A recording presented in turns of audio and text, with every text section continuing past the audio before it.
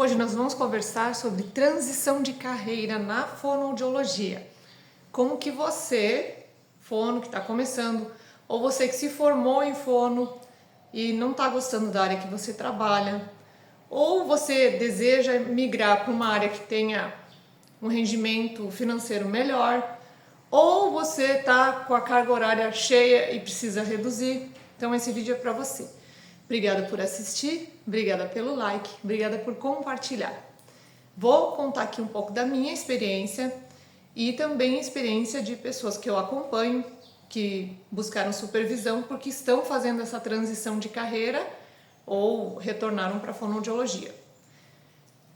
Temos cenários bem diversos, tá? Por exemplo, quando eu me formei com 21 anos, já comecei a trabalhar e eu fazia a especialização junto, que era integral. Então, como que eu trabalhava? Eu fazia home care, que seria atendimentos a domicílio, no final do dia, no final do período. Geralmente atendia um paciente por dia. E na época não existia Uber, eu fazia os deslocamentos com ônibus ou a pé. Morava em outra cidade, no Rio Grande do Sul. Quando eu concluí o primeiro ano de especialização, a parte obrigatória ali, presencial, eu prestei um concurso público, fui aprovada e fui chamada. E aí eu fui para o interior, para uma outra cidade, trabalhar como concursada. Eu era concursada de uma prefeitura, um regime de 40 horas. Então, eu fiz o meu desligamento desses pacientes que eu atendia em outra cidade, que era um home care. Avisei com 2 meses de antecedência, isso é importante, você sempre avisar os pacientes que você vai trocar de empresa, ou vai trocar de cidade, ou vai trocar de lugar, né? Com antecedência, e encaminhei para profissionais que trabalhavam na mesma área que eu. Então essa é a primeira parte, para você manter um bom relacionamento e portas abertas, porque você nunca sabe se vai voltar ou não, né? E é um respeito pelas pessoas também.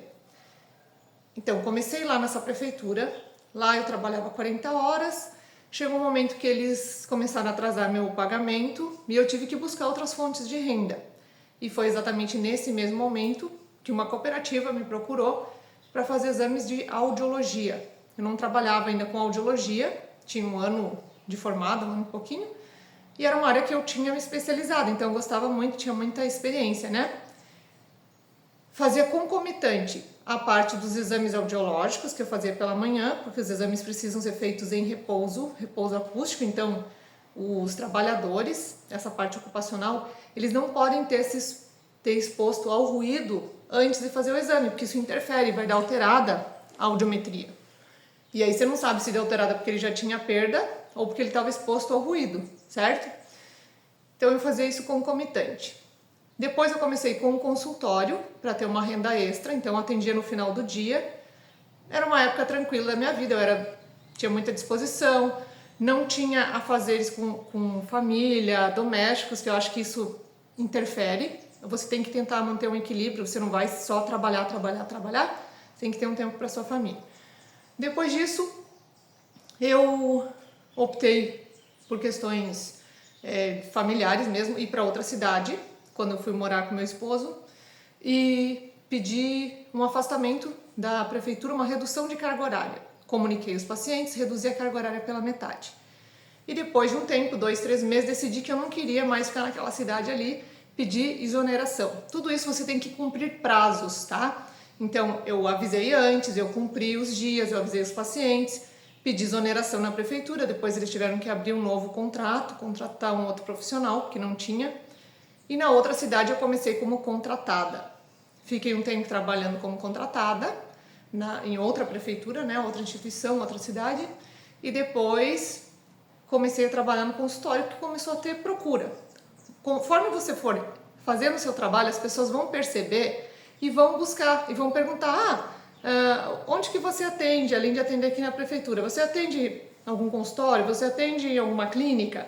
E aí você vai aos poucos conquistando os pacientes. Você não vai começar com uma carteira cheia de paciente, a menos que você consiga uma clínica assim que alguém por algum motivo não consiga mais atender e você vai herdar aquela carteira de pacientes, tá? Mas geralmente você vai começar com poucos pacientes. E aí, conforme você vai mostrando o seu trabalho, As pessoas vão percebendo e o que dá mais resultado é assim, ó, uma pessoa indica para outra. Publicidade, anúncios, isso não funciona. Raramente alguém vai lá, eu gostei desse cartão, eu gostei desse anúncio, eu gostei desse post no Instagram, vou procurar essa pessoa para me tratar com ela. Não. As pessoas vão procurar saber do seu trabalho, se tem qualidade ou não. Não é número de seguidores também que vai te dar isso, porque as pessoas percebem que são bots, que são robôs, que não são pessoas de verdade que estão interagindo. Então, cuidado, tá? Invista no seu trabalho, faça cursos de especialização, cursos de atualização. Se você acabou de se formar, escolha uma área que você tem mais afinidade e faça um curso de especialização naquela área. 1 ou 2 anos. Talvez você não precise seguir essa área para o resto da vida, mas é uma área para começar. Se ao longo do trabalho você perceber que não se identifica mais com essa área, não gostou, troque de área, faça outros cursos. Eu, por exemplo, meu primeiro curso de especialização foi ênfase em audiologia.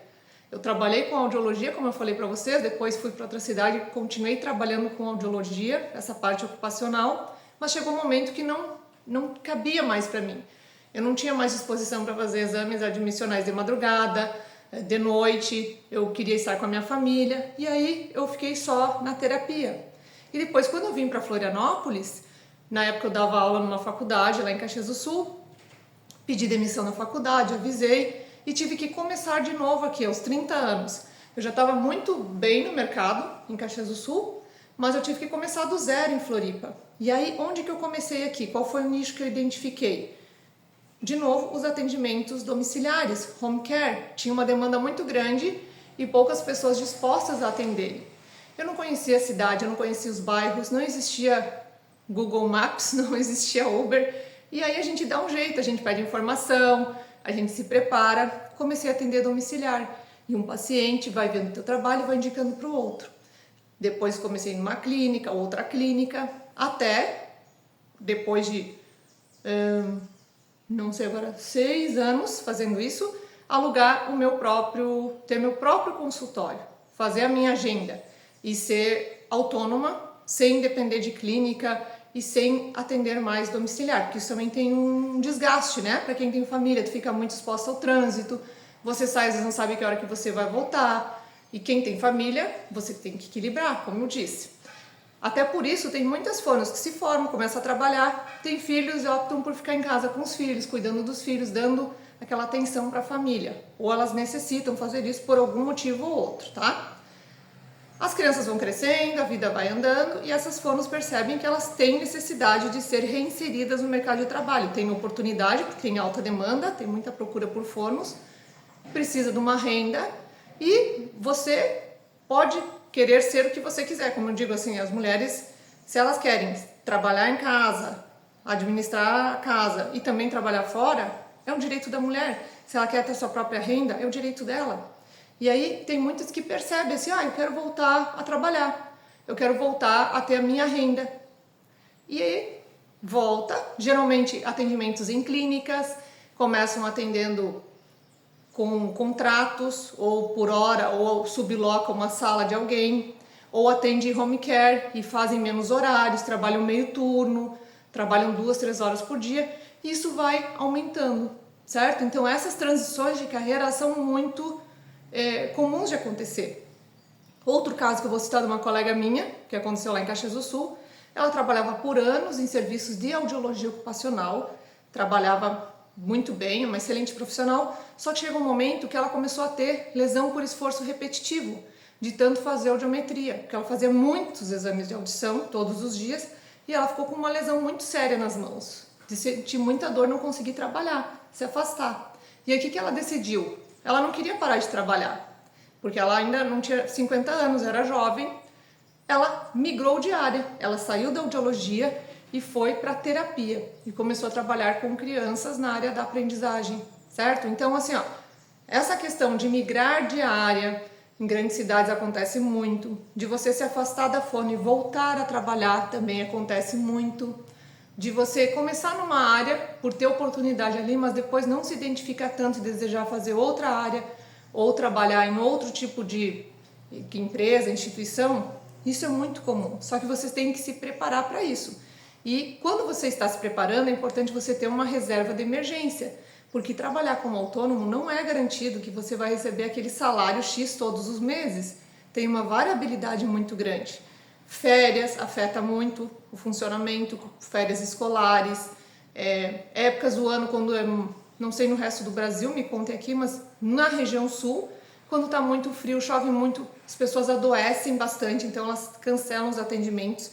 Não tem como você atender alguém que está com febre, está com dor, você tem que cancelar.